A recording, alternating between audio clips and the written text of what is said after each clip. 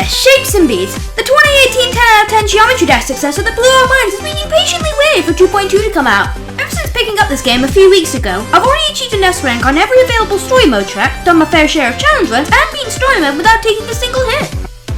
In my mind, obviously. And the one concept that I thought would make a good video would be to rank every one of the 24 story levels available in the playlist tab from easiest to hardest, based on how difficult it is to achieve an S rank on the recently released hardcore mode, while telling you all the strategies I've found in order to get them. And desperately trying to make cringy jokes in order to try and be funny and fail miserably.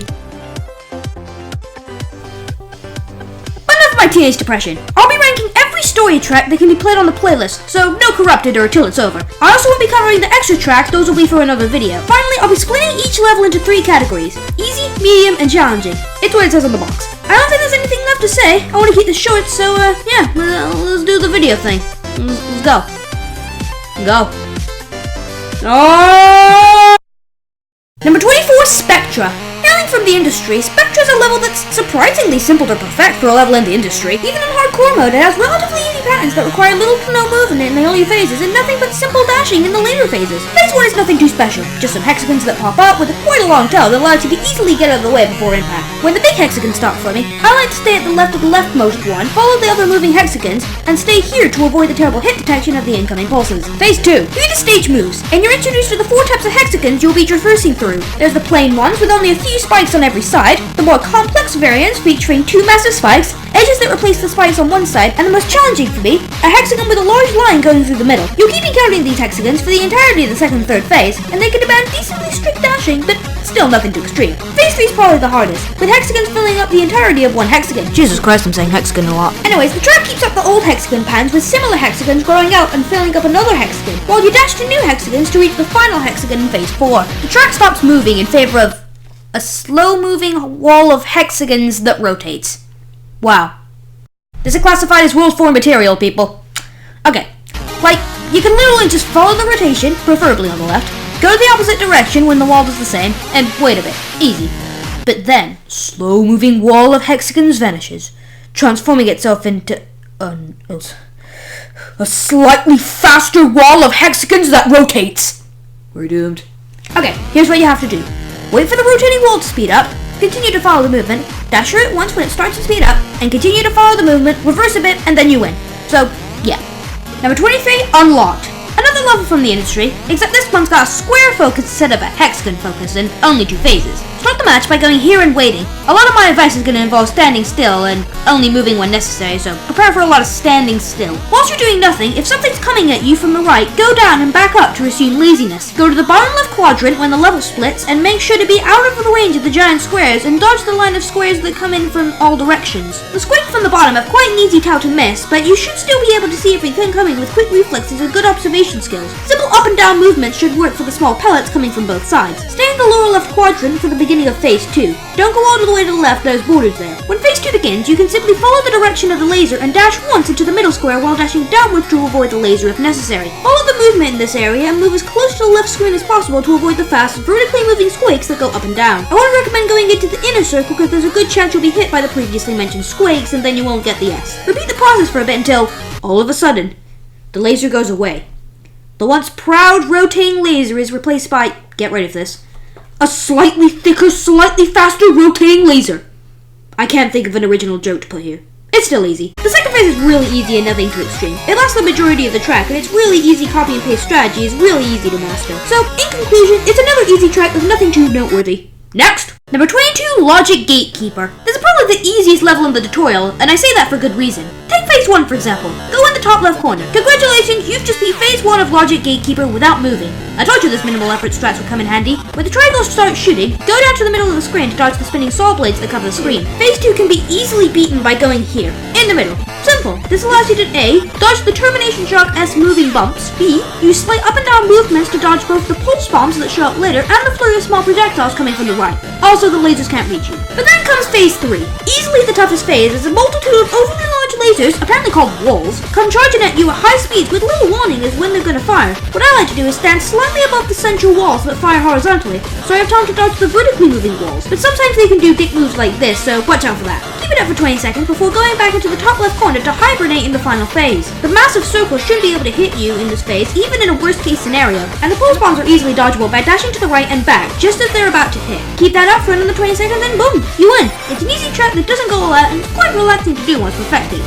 Which leads us to number 21, the Art of War. Okay, quick story about this level. When I first got into JSaB, I immediately wanted to start S ranking levels as soon as I beat the story mode, with the Art of War being my first target. I played for a bit, made it to phase 3, and was instantly dead within seconds. No, seriously. The final phase appeared to be a bullet hell that seemed absurdly difficult and required some godly timings to pull off. So, I quit for a while. After a few more S ranks, I returned to the track, thinking it would be easier now that I had a bit more experience with the difficult S ranks. But alas, I still struggled. But then it finally dawned on me. I thought of a strategy that could help me win, at least for the 10 or so seconds this attack lasted. And once I did it, all future attempts at this ended up being next to effortless, hence the low ranking. So phase 1 I never really struggled with. What I did was dash, or casually stroll, to the right side of the screen. I chose the right side because most of the projectiles tend to move to the left, and the ones that do move to the right tend not to reach you before going off screen. Don't worry about the shockwave drops, they're harmless if you stay to the far right. Simple dashing and dodging is enough to make it past this phase. The second phase starts by splitting through the middle. I like to dash to the left when the phase starts and stay in the middle so the circles don't hit me. Then I focus only on simple up and down movements for the other attacks. When the stage splits in 3, you can either move in this position with slight up and down movements or go in circles as intended. Both can work. However, I most commonly use the former so I can more easily dash to here for phase 3. Now here's where things get complicated, or at least I used to think that was anyway. For this volley of attacks, all you need to do is stand here until this attack begins. The strategy took me a while to figure out, but you have to move here. See these circles that close and expand? Well, you have to awkwardly move in between these at the right time to pass through them. Do this 4 or 5 times, go back to the edge of the screen and repeat until you enter this final segment where all that's required is some tight dashes to get through. Even though there's 5 circles to dash through, you only have to go through 3, where you can dash to the other side of the screen to pass the level.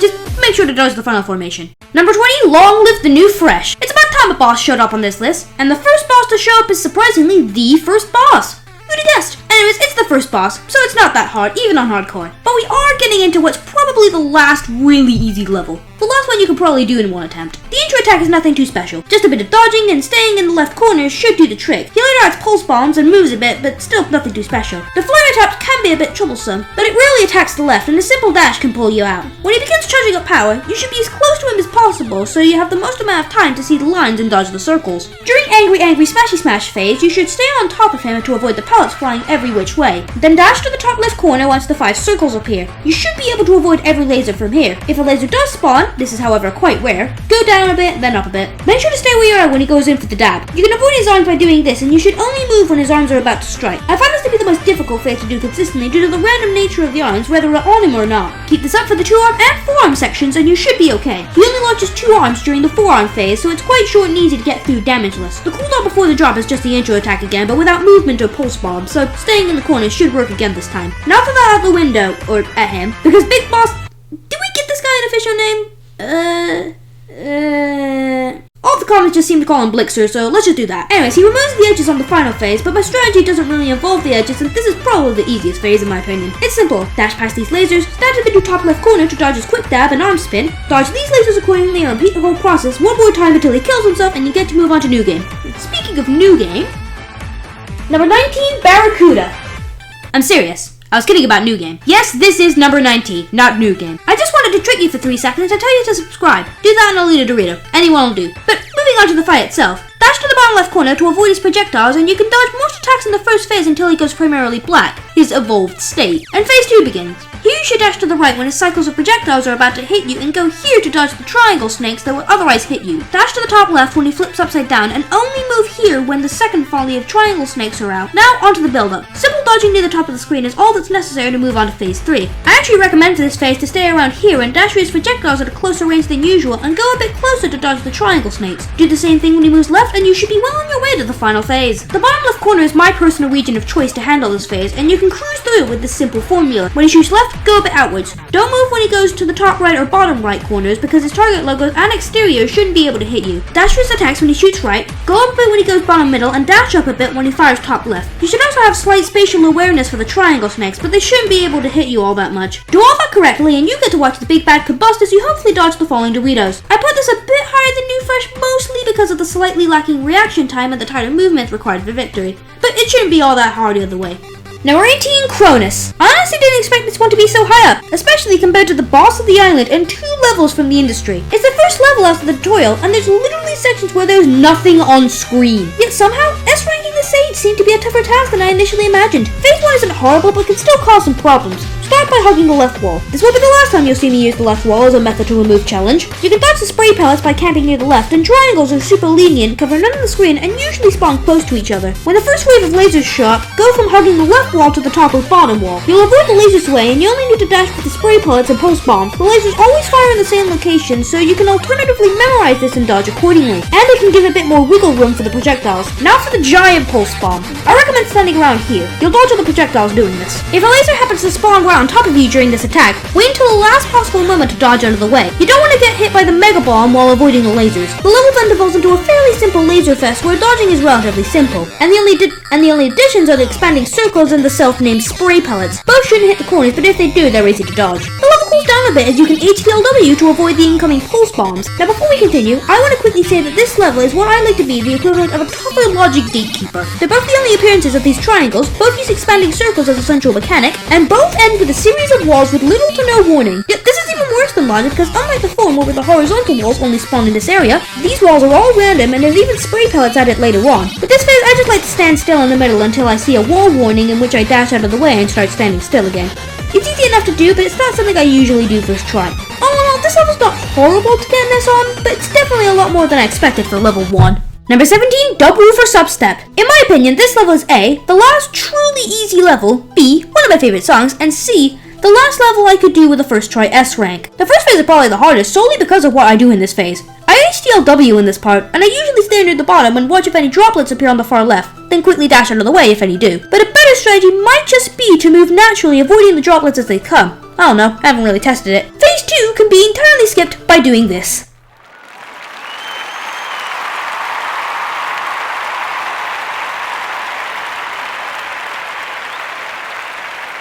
Phase 3, however, has quite a big change to its gameplay. With the high waves and falling walls, this attack can provide a pretty decent challenge if you're not prepared. Start this phase off by going to the top right corner.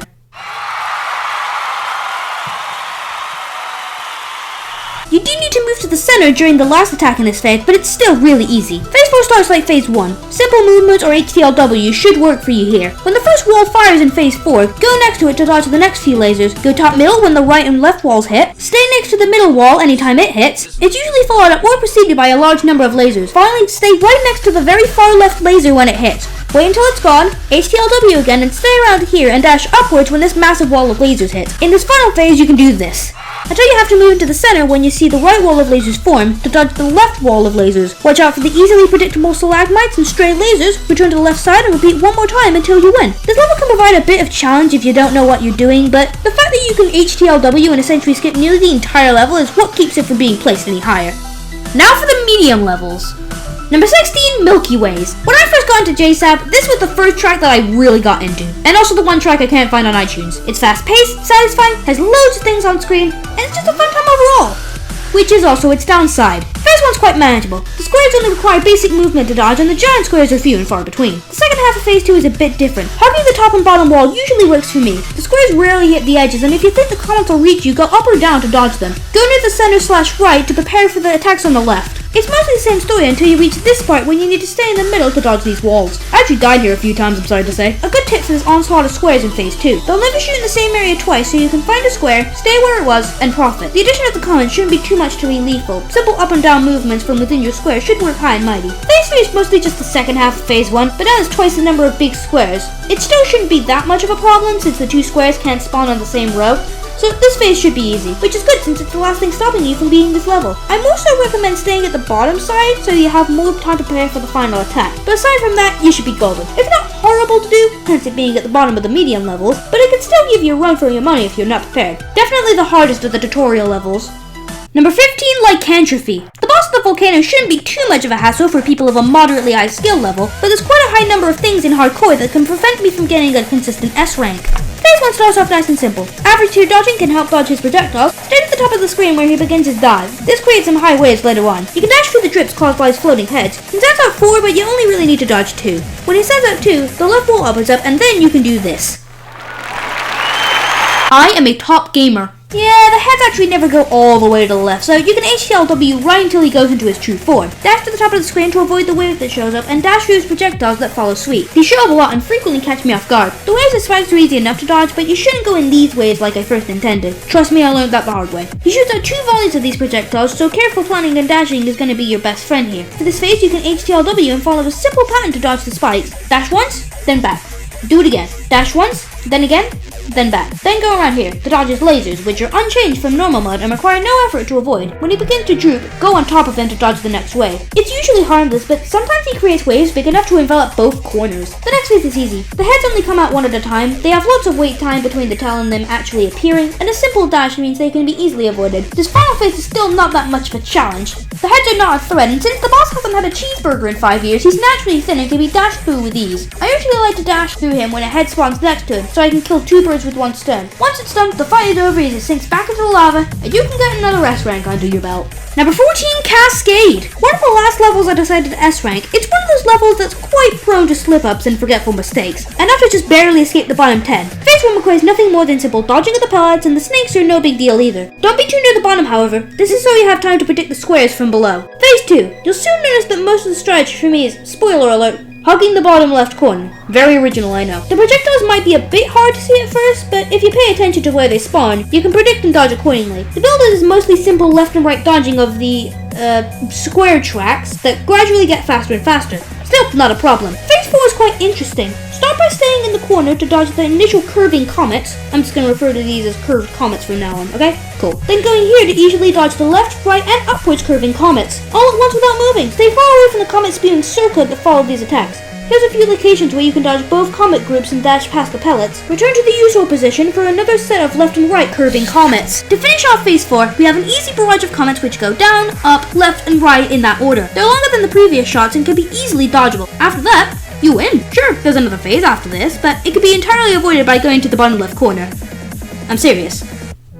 Next, number 13, Final Boss. Probably one of the most satisfying tracks for me. This one is pretty similar to the last few. You know, decently easy, but there's still some things that catch me off guard. Anyways, the planned projectiles can be easily dashed through, and you can dash through the middle when 2 fire at once. Nothing about the strategy changes much when the levels start moving. Just do what was done before while moving up. Simple left and right dashing while keeping upwards momentum will be your best friend when dodging the next phase's spikes and lasers. The trick here is to keep momentum by dashing not too far to the left or right like this, but rather go upwards with minor left or right variations like this. After an easy upwards dashing segment, you go toe-to-toe with Big Blixer himself. Now, the strategy here is a bit complicated, but hear me out. In order to complete this fight with style, you must assert dominance by going under the boss. You done that? Good. Now, he fires his triple cannons in this order. Down, left, up, right. Staying here can completely negate the boss's cannon fire, and you only need to dash through his projectiles. Then he'll go down and left and up, and then the plants will reappear. The annoying thing about this section is A, the walls are cut off, and B, he'll sometimes fire straight, and then other times he'll fire at an angle, making it a bit harder to know where he'll fire because he removes all the tiles in hardcore, and sometimes he can just spawn right on top of you. He'll then shoot right, down, left, up, right, down, and then disappear. They're still easily dodgeable, but the variations in enclosed walls can be a bit hazardous. Go down when he disappears and dash at just the right time to dodge the 6 plant projectile rings,